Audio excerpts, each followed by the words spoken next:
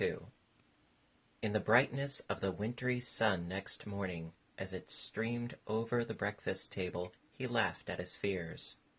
There was an air of prosaic wholesomeness about the room, which it had lacked on the previous night, and the dirty, shriveled little paw was pitched on the sideboard with a carelessness which betokened no great belief in its virtues. "I suppose all old soldiers are the same," said Mrs. White. "The idea of our listening to such nonsense! How could wishes be granted in these days? And if they could, how could £200 hurt you, father?" "Might drop on his head from the sky," said the frivolous Herbert. "Morris said the things happened so naturally," said his father, "that you might, if you so wished, attribute it to coincidence." "Well, don't break into the money before I come back," said Herbert as he rose from the table. "I'm afraid it'll turn you into a mean, avaricious man, and we shall have to disown you." His mother laughed, and, following him to the door, watched him down the road, and returning to the breakfast table, was very happy at the expense of her husband's credulity, all of which did not prevent her from scurrying to the door at the postman's knock, nor prevent her from referring somewhat shortly to retired sergeant-majors of bilbous habits when she found that the post brought a tailor's bill. "Herbert will have some more of his funny remarks, I expect, when he comes home," she said as they sat at dinner. "I dare say," said Mr. White, pouring himself out some beer.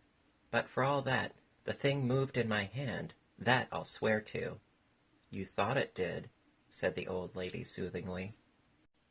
"I say it did," replied the other. "There was no thought about it. I had just— What's the matter?" His wife made no reply.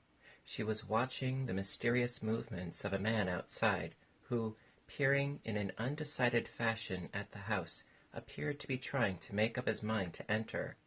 In mental connection with the £200, she noticed that the stranger was well dressed, and wore a silk hat of glossy newness. 3 times he paused at the gate, and then walked on again. The 4th time he stood with his hand upon it, and then with sudden resolution flung it open and walked up the path. Mrs. White at the same moment placed her hands behind her, and hurriedly unfastening the strings of her apron, put that useful article of parcel beneath the cushions of her chair. She brought the stranger, who seemed ill at ease, into the room. He gazed at her furtively, and listened in a preoccupied fashion as the old lady apologized for the appearance of the room and her husband's coat, a garment which he usually reserved for the garden. She then waited as patiently as her sex would permit, for him to broach his business, but he was at first strangely silent. "I was asked to call," he said at last, and stooped and picked a piece of cotton from his trousers. "I come from Ma and Megan's." The old lady started. "Is anything the matter?" she asked, breathlessly. "Has anything happened to Herbert? What is it? What is it?" Her husband interposed. "There, there, mother," he said, hastily. "Sit down, and don't jump to conclusions. You've not brought bad news, I'm sure, sir." And he eyed the other wistfully. "I'm sorry," began the visitor. "Is he hurt?" demanded the mother wildly. The visitor bowed in assent. "Badly hurt," he said quietly, "but he is not in any pain." "Oh, thank God," said the old woman, clasping her hands. "Thank God for that. Thank—" She broke off suddenly, as the sinister meaning of the assurance dawned upon her, and she saw the awful confirmation of her fears in the other's perverted face. She caught her breath, and turning to her slower-witted husband, laid her trembling old hand upon his. There was a long silence. "He was caught in the machinery," said the visitor at length in a low voice. "Caught in the machinery," repeated Mrs. White in a dazed fashion. "Yes."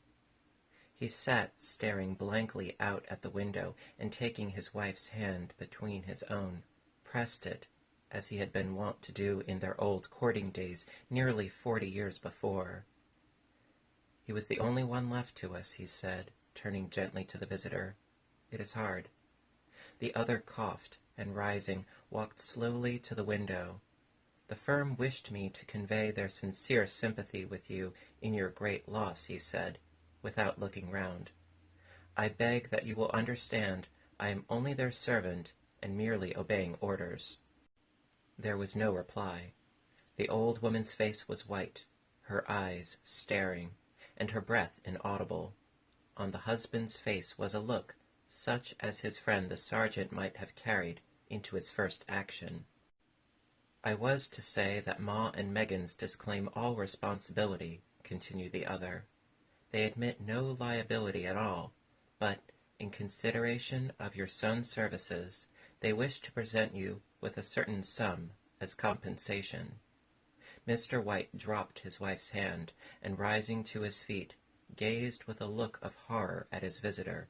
His dry lips shaped the words, "How much?" £200, was the answer.